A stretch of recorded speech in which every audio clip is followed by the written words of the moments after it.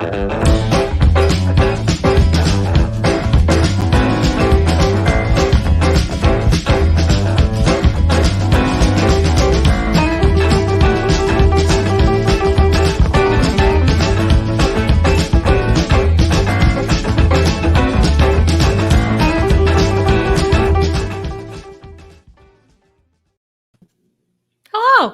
my name's Taylor Coyne, joining you from Los Angeles.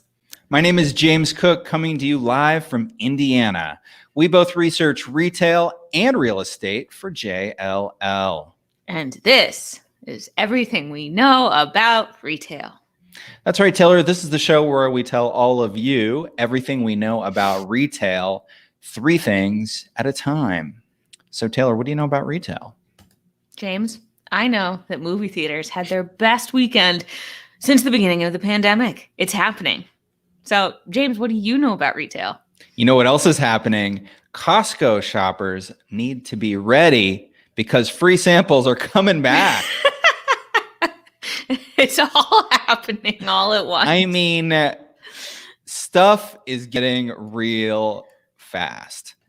Things are changing. All right. Well, on that note, James, do you know anything else about retail? Yeah. And what's changing? Yeah, I do. Here's the first thing that we know about retail: electronics. So electronic sales during the pandemic, because of home workers and home schoolers, were really strong. It turns out electronic sales have still been strong. In April, electronics and appliance sales were growing at a rate of 139% year over year. Which is pretty solid. I mean, the month to month wasn't huge, but those year over year numbers are great, considering that those were work from home periods where people were buying a lot of laptops and, students were buying iPads and netbooks to work remotely. Right. That was the month where we're like, oh, this isn't 2 weeks anymore. This is indefinite. Cool. We need lots of things. Yep. Yeah. This lousy hand-me-down tablet that I was going to just pawn off on the kids. It's all buggy. We're going to have to replace that now. Yeah. So Best Buy just announced their latest numbers. They saw store comps, same store sales grow by 38%. And this is their fiscal quarter that just ended at the end of June. So really big store sales growth. And what's interesting too about Best Buy is a lot of that is being driven by online sales. So over 30% of their domestic revenue is online. But here's the trick, or here's the interesting part, especially to us, because we're interested in bricks and mortar real estate. About 69% of those online sales were made on orders that were either picked up at the store, shipped from the store to the person who ordered it, or delivered by a store employee. So I didn't know they were doing that you could deliver by a store employee, even though I do know Best Buy is really trying to get their employees the role is supposed to be expanding. That's another Best Buy thing. Don't mean to derail this, but I do feel like I read that. Well, I don't know about that exactly, but I do know that a lot of retailers have been experimenting with using employees to do deliveries from the store when it's cheaper to ship it from a warehouse. So, just overall, my take, Taylor, electronics are complicated. They're expensive. I know I like to check out floor models in person. So that means bricks and mortar is important. I like to have an in-person technology expert when my device is being buggy. I remember when I bricked my iPhone, I dropped it into the toilet. And I went straight to Best Buy, and they helped me through that very harrowing situation. So I was really glad to have a nearby Best Buy for that. I've spent a lot of time at Best Buy. We had Porch Pirates for a long time. So we got one of those smart, we didn't get a Ring camera because we ended up going with something else after talking at length with the people at Best Buy who were so helpful. The Porch Pirates still came, but we at least had videos of them afterwards. Right. right. Which you emailed the LAPD and they just ignored. I tried. Would have had to go to the police station and file like a whole claim. And I was just like, Hmm. well, my sheets got reimbursed. It was very nice of Parachute. It was Yeah. sad, but it was not worth at the time. It was not worth it to go. But you at least get to watch the video all angry and show, your friends and family. Can you believe this? Yeah, that is, I don't know if that's better or not. I'm not sure either, but it is what it is. At any rate, we're seeing a growth in online sales, a growth in electronics, and a lot of that is being driven by physical retail. So, Taylor, what else do you know about retail? James, so glad you asked, talking about physical retail. So here is the second thing that we know about retail is that movie theaters, they're not dead. They might be coming back. They had their best weekend since the start of the pandemic, which again, it's been very hard for movie theaters. No one's wanted to go inside and sit with a bunch of strangers for a long period of time.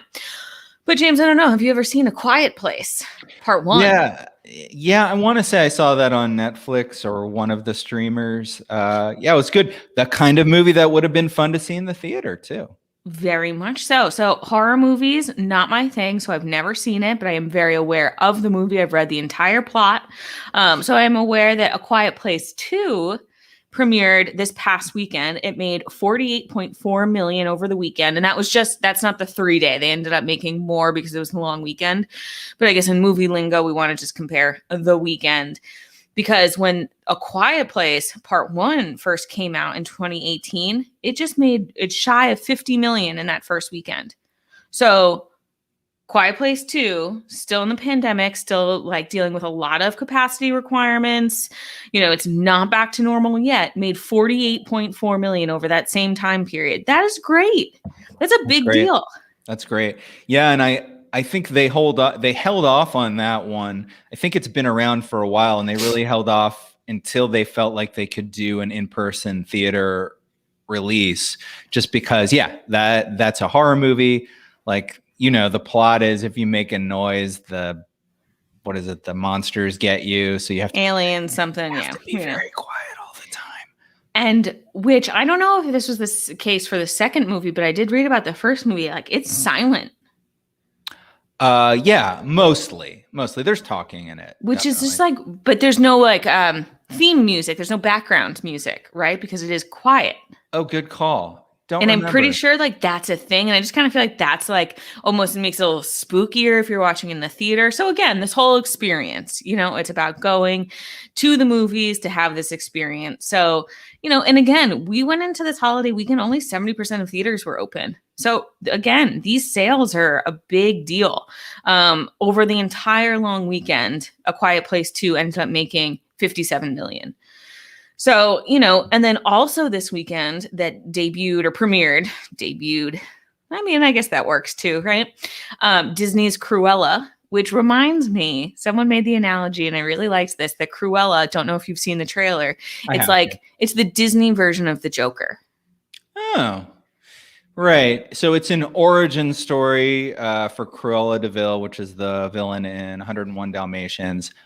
Like Disney, probably won't see that one. That doesn't excite me. But did that do well?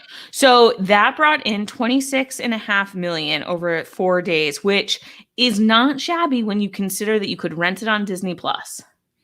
Right, good call. I do have Disney Plus, and I saw it was available. You got to pay like $20 though, I think, to see a new movie like that.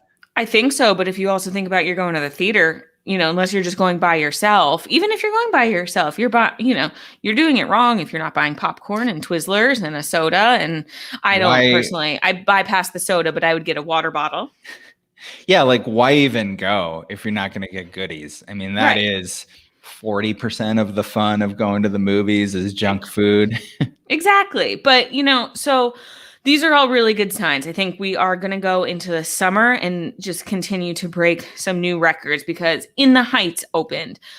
The 9th installment of Fast and the Furious. Or I'm sorry, the Fast and Furious franchise, I think, is the official title, which I cannot believe. Don't know how many movies of these that Helen Mirren's been in, but I saw that poster walking around my neighborhood the other day, which shocked me.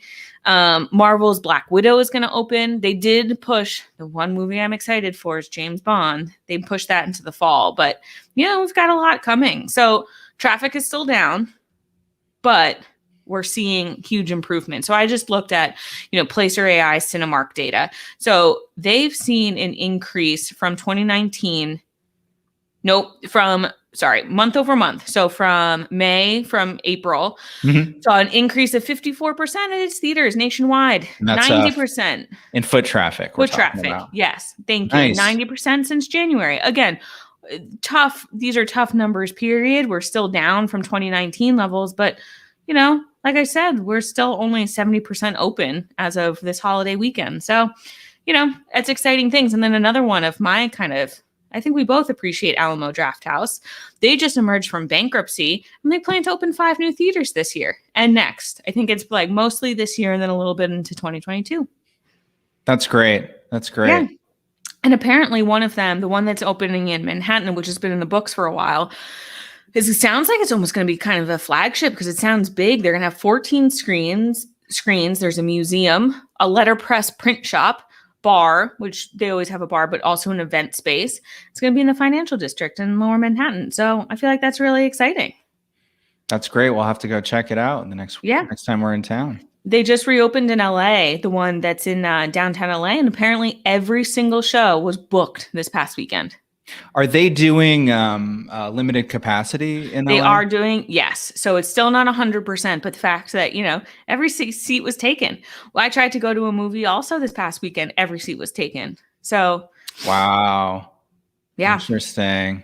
Really interesting stuff. Good news for movies. Yeah. And we didn't even touch on the fact that acquisition of MGM by Amazon, that's a whole other kit and caboodle. I mean, because we talked about James Bond. I mean, so now Amazon is going to own the James Bond franchise, which means all that content goes, on Amazon Prime. So there's a lot going on. But I think for me, the takeaway is that people really appreciate good content and also appreciate the experience of being in a theater. So I think this summer is going to be good for physical movie theaters. Yeah, I think so too. And I'm not going to get too into it because it is so confusing, but have you been seeing what's going on with AMC?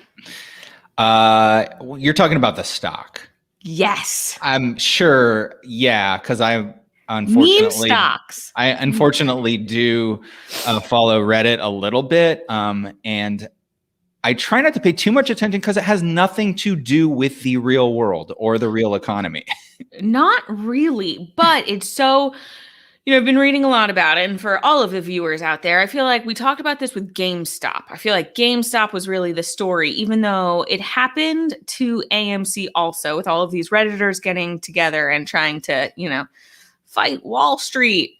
And they drove up the value of the stock way beyond what the fundamentals would justify for both GameStop and AMC. 100%. Now, just as an aside, I believe both of those stocks were undervalued initially by Wall Street, but now it's just like they're being driven up crazy. It's like tulips in Amsterdam. And I had a stat of like how much, like as of yesterday, their stock had surged more than 1,000% since January. This is AMC. It has since changed, I think, multiple times now because of all of these different developments. But what I do think is interesting is that AMC is trying to capitalize on all of this attention that they're getting. They're talking to the landlords of, and not that they weren't necessarily doing this before either, but it's, I think we're getting some light on it. Talking to the landlords of ArcLight and Pacific Theaters. So that's, ArcLight is big here in LA, and they closed up shop recently, and it's very sad. And they've launched a new platform for their new retail investors. So trying to engage with all of these really, let's be honest, these millions of Redditors who've boosted their stock. So they're giving them exclusive promotions, free tubs of popcorn. So again, who knows what will happen with all of this kind of stock things. And to your point, it doesn't have anything really to do with the company itself. But maybe we'll see some interesting things come out of this and just gives AMC a boost to make some of these changes. So again, lots to watch out for with entertainment, especially movie theaters this summer. Now, because of the inflated value of their stocks right now, they were able to raise more capital, right? I mean, so that's how it affects the real world, is they sold off some stock and can do some stuff with it and be talking to these closed chains about potentially taking over some of the prime locations. So exactly. So, it stems from what is happening to potentially real world impact. So again, we'll see, but it's crazy out there right now for AMC. I can't imagine working for AMC right now and just trying to keep up with everything that's happening. But James, what else do you know about retail? Oh, well, here's the third thing that we know about retail. So Taylor, you know about the president's goal. It's about a month out. The idea that by the 4th of July, we're going to have at least 70% of Americans with at least their first shot. Now, we're actually pretty on track to meet that goal. At the current pace, I was just checking the numbers this morning. At the current pace, we'll hit 68% by 4th of July, which is a month away. So not quite there. My goodness, it is a month away. So wow. Taylor, what can we do to kick that up by 2 points? Please tell me. I hope it is something fun and interesting. Well, not only the government's partnering with a lot of private companies and different states to try all kinds of crazy stuff. One that caught my eye was a beer for a shot, or a shot and a beer. But then I was like, isn't that a Boilermaker? Isn't a shot and a beer? Anyway, so Anheuser-Busch announced. Right? I mean, okay, but so Boilermakers, you pour a shot in a beer. I would have the whiskey and then drink the beer, but I wouldn't mix them together. But that doesn't count then. That's not a Boilermaker. Correct. What about a sake bomb? Oh yeah, I've done those. Yeah, and like that. I know again that's different too, but like that I can get behind. So all right, there's a way I can get behind this, I guess. I mean, I will have to say, Taylor, no joke, I was half the age I am now the last time I did a sake bomb. I mean, yeah, it was college. It was not by any means recent, but I do have fond memories of those nights. I have the memories of the beginning of the nights. Anyway, so when Anheuser-Busch has said that when the nation hits that 70% number of adults being at least partially vaccinated, they will buy every American a beer, seltzer, or non-alcoholic beverage from the AB product catalog. So in order to cash in, you upload a photo of yourself in your favorite place to grab a beer, and then they will, in exchange, give you a $5 debit card that can be used to buy one A and B product. Now, Taylor, you're probably thinking, oh, Anheuser-Busch, that's Bud Light, Budweiser, Michelob Ultra, Stella. I mean, of those, what's your... I actually didn't know about Stella, I don't think. So yeah, here I am acting like I knew Stella was owned by them. Well, right. So I was kind of like, yeah, I'm probably going to pass on this. Then I started digging. Of course, you know how we are researchers about rabbit holes.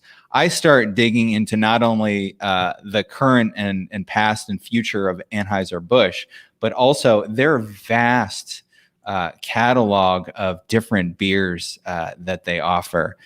There is a whole, let's see if we can get it to roll. First off, they've got B, which is wine in a can, pass.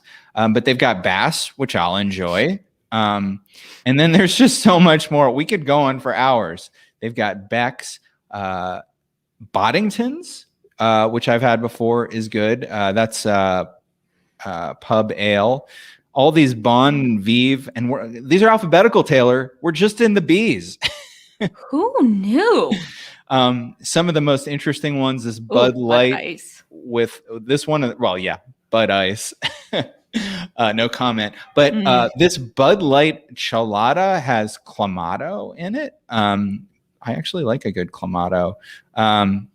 There's a whole series of those. My point. This is fascinating. I had no idea. Yeah. So I had no idea. I mean, I sort of had this sense that Anheuser-Busch was big. It's huge. So the Anheuser-Busch that we know, based in St. Louis, Missouri, is part of a much and they're huge, but they're part of AB InBev, which is even huger, which is based out of Belgium.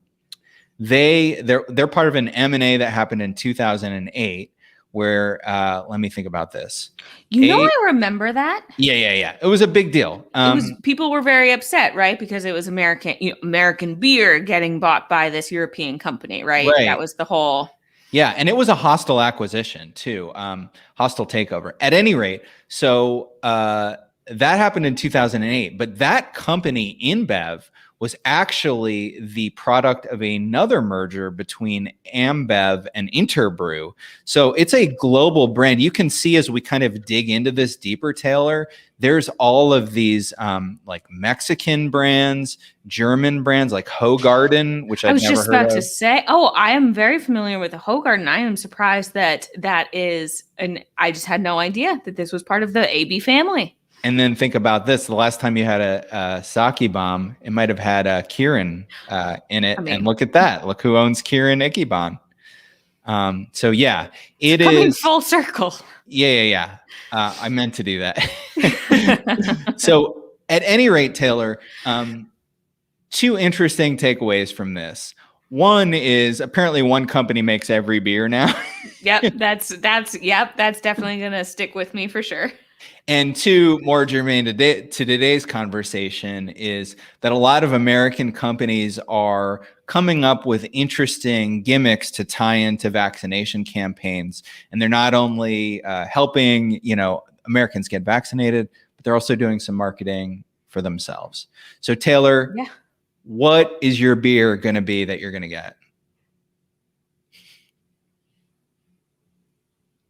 I'm going to try one of those with Clamato because I've never had it. I was actually just going to go. I was like, honestly, I'm just like so impressed because like a Stella is something I would actually get at a bar. Yep. If like when you wanted something like a little lighter, if you had, a easy beer to drink for me. Exactly. So I actually think I'd go straight Stella. I had to think about it though, because it was really overwhelming seeing all of the choices. I'm not one for the seltzer game.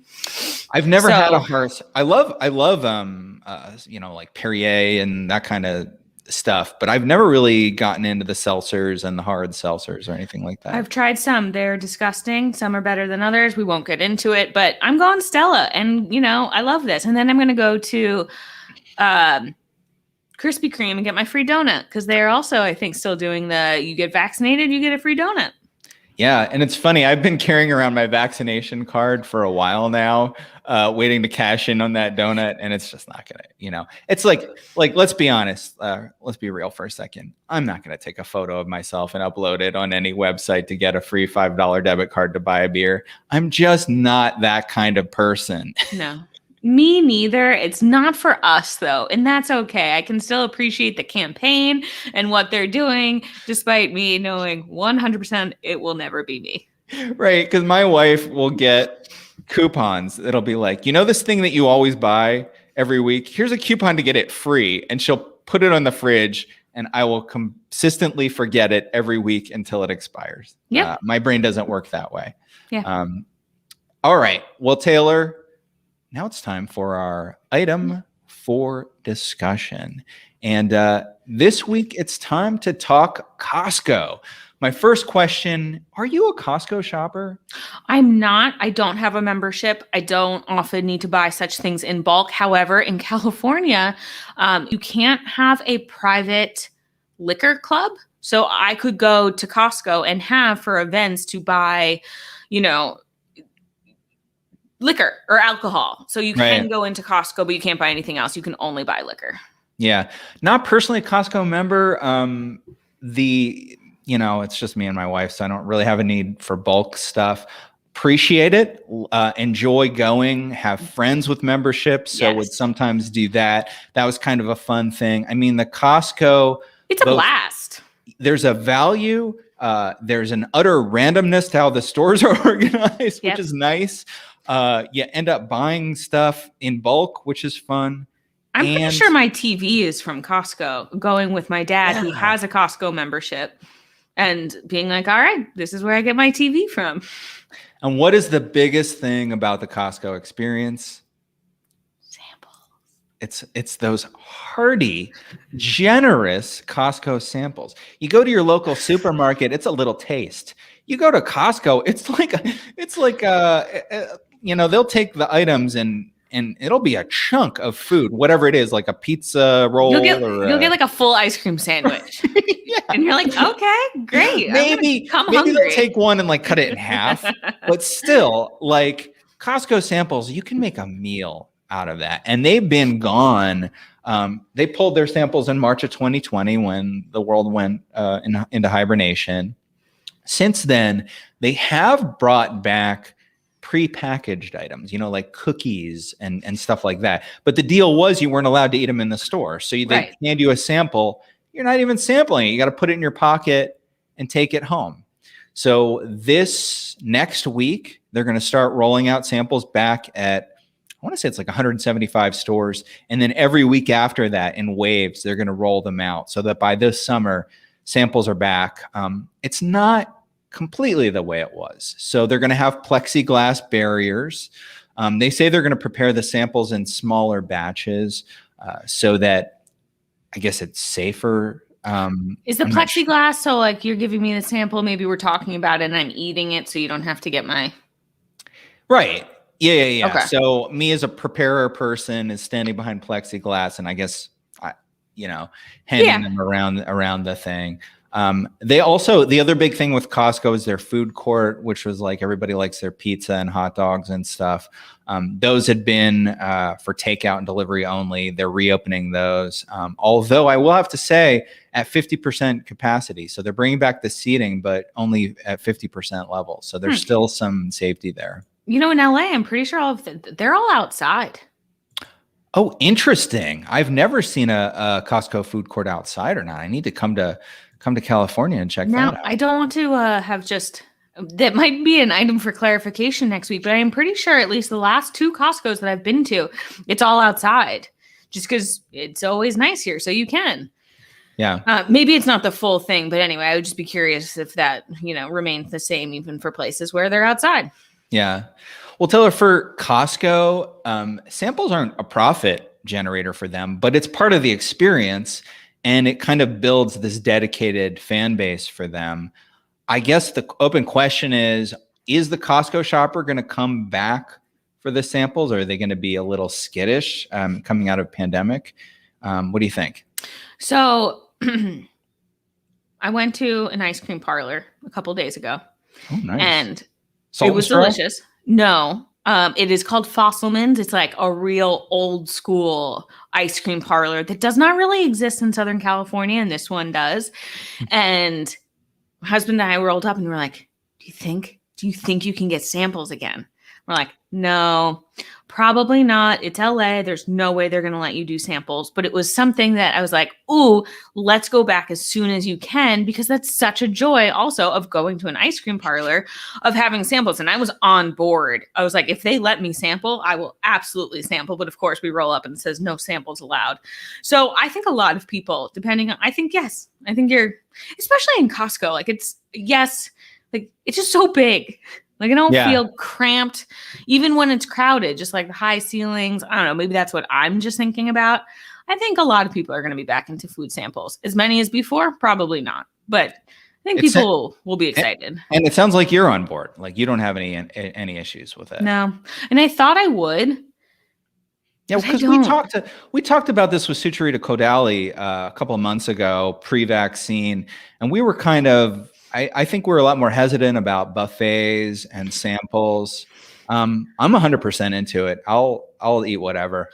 I will say though, I think that, I kind of would question the plexiglass, but now I do have more of just an appreciation of food being out and how gross people are. So I do think I like the idea of the samples being behind the plexiglass with the preparer, and that I just get that one and that no one else has breathed on it. Yeah. Interesting. So that might be a plus for me. The fact that, again, it's like, never a huge fan of a buffet, but I think buffet might take me a little longer to feel okay with. But yeah, samples, hand them to me. I'm ready to try. Yeah, I mean, I'm not even going to get into it. I'm personally comfortable with buffet eating. just not a huge fan of buffet food. So that's the Accurate. thing, when you mass produce food in mass quantities, the quality is usually pretty average, but that's a story for another day. Toa, that makes me think of something. So there's this idea of, a little bit of fear, wanting that expanded transparency in food preparation. And that fits perfectly with the conversation I had on our latest episode of our podcast. We do a podcast. It's called Where We Buy. Check it out at wherewebuy.show or whatever podcast app you use. Interviewed Stephen McLeod, head of development for Pizza Hut International.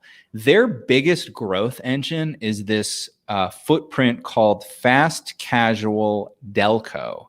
And I think delivery is delivery and carry out. So it's a fast casual Pizza Hut where it's sort of, there's like open kitchen. Mm-hmm. So you can see the food preparation, very clean, open. So the idea is that if you do go in and pick it up, everything's there. There's nothing hidden. You can feel comfortable about how things have been prepared.